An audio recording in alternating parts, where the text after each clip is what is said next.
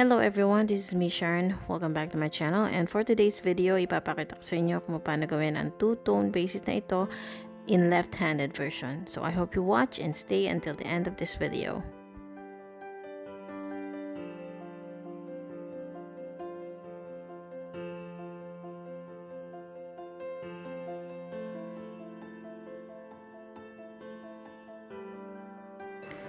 Okay, so first we're going to make a slip knot and then mag-chain tayo ng 5.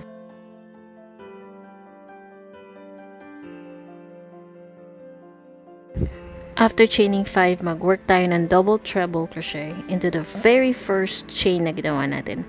And then we're going to pull through one loop only, and then yarn over and pull through 2 loops at a time na.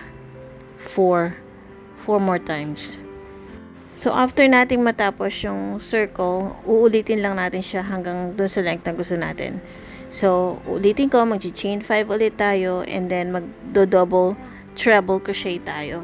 This time naman, ipapasok natin doon sa dalawang loop sa ilalim ng first chain na ginawa natin. And then, yarn over, pull through that loop. Tapos, yarn over, pull through just one, and then pull through 2 loops at a time na for 4 times. Then, after that, uulitin lang natin hanggang sa makarating tayo sa length na gusto natin. So, once makarating tayo dun sa haba na gusto natin, ngayon, mag-work na tayo ng single crochet stitches dun sa half muna ng circle na to. Now, on this side, we're gonna work 10 single crochets. And also, into each chain space, we will place 10 single crochet stitches.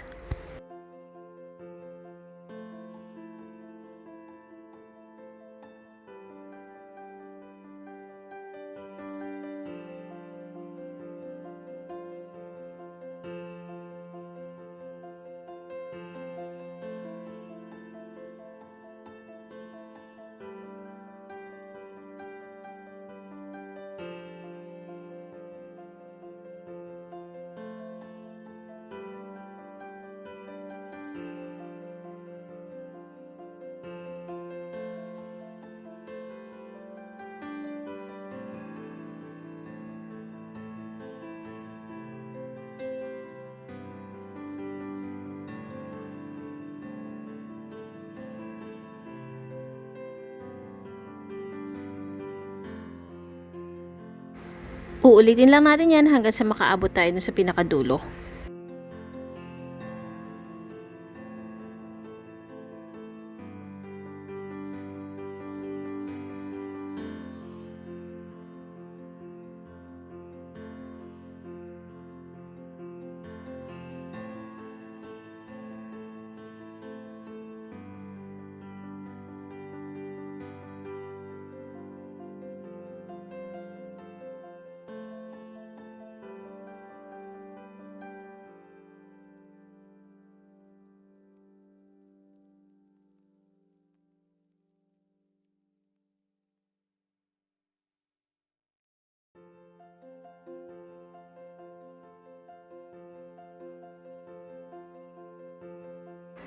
Once na matapos natin, mag-work naman tayo sa kabila, and dun sa other side naman, 10 single crochet stitches pa rin. So, bali itong pinaka-first na circle na matatapos natin or makakompleto natin, dapat meron siyang 20 single crochets in total.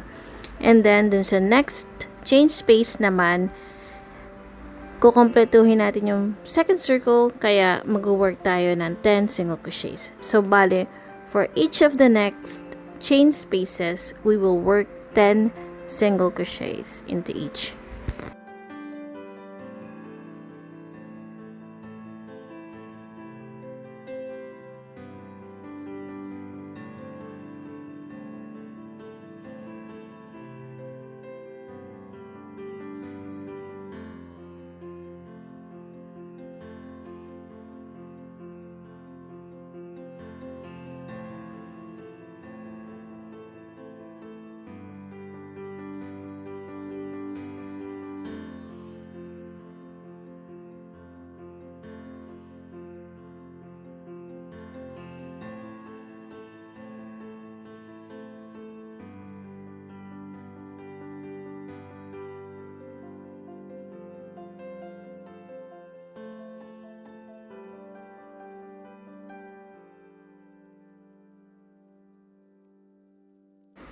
Once na matapos natin, mag-work lang tayo ng slip stitch into the first chain that we have made.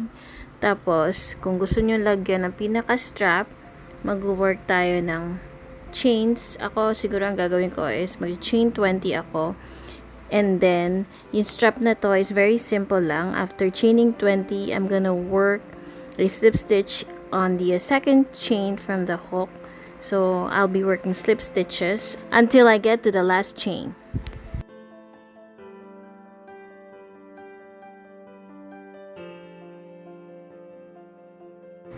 Once I get to the last chain, I'm going to cut off the yarn and then I'm going to weave in the ends.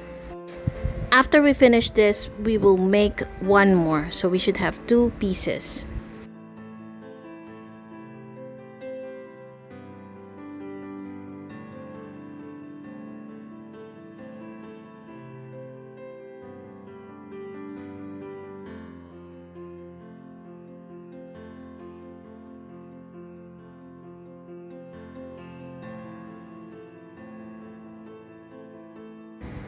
Once matapos na yung 2 pieces, so ganito lang gagawin natin. Ilulusot natin yung pink and then kukunin natin yung red. So, alternately, ganun ang gagawin natin para magmukha siyang braided na style. So, itong idea na to, pwede mong gawin as a headband. Kaya lang, syempre, kung gagawa ka ng headband, kailangan mas maraming loops ang gagawin mo. Ako kasi 5 loops lang yan. So, pwede siya as bracelet. And also, pwede rin siya as a headband. So, kung sa headband, siguro, more than 5 loops ang need nyong gawin. Or siguro, mga 20 loops, ganon. Nilagyan ko siya ng spacer para maging bracelet siya. And also, pwede ko rin siyang ilagay dun sa doll. Bagay na bagay siya kasi maliit lang naman ang head ng 60 cm na doll. Kaya, kumasya naman sa kanya, which is nice. So, ayan. I hope nagustuhan niyo itong video na to. If you like my video, do not forget to hit like and subscribe for more crochet tutorials. Have a good day!